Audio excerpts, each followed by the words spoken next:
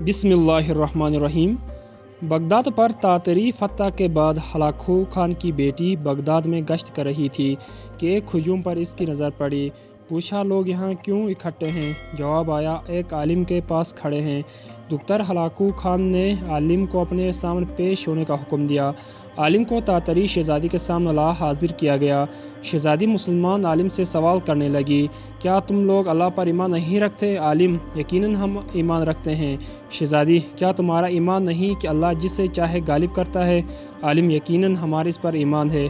शहज़ादी, तो क्या अल्लाह ने आज हमें तुम लोगों पर गालिब नहीं कर दिया है?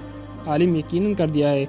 शहज़ादी, तो क्या ये इस बात की दलील नहीं कि खुदा हमें तुमसे ज़्यादा चाहता है? आलिम, नहीं। शहज़ादी, कैसे?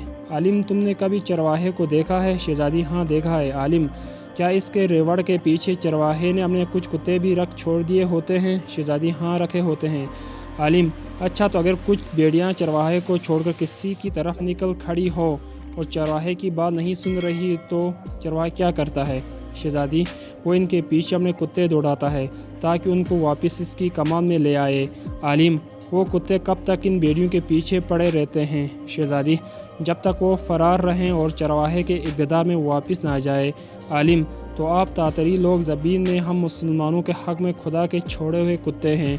जब तक हम खुदा के दर से भागे रहेंगे और इसकी अताअत और इसके मंज पर नहीं आ जाएंगे, तब तक खुदा तुम्हें हमारे पीछे दौड़ाए रखेगा। तब तक हमारा अमन चैन तुम हम पर हराम किए रखोगे। हाँ, जब हम खुदा के दर पर वापस आ जाएंगे उस दिन तुम्हारा काम ख़त्म हो जाएगा। मुसलमान आलिम की इस जवाब में आज हमारे लिए गौर व फिक्र करने के लिए बहुत कुछ पोशीदा है। दोस्तों, अगर आप लोगों को ये वीडियो पसंद आए प्लीज़ मेरे चैनल को सब्सक्राइब करें और वीडियो को लाइक ज़रूर करें। शुक्रिया।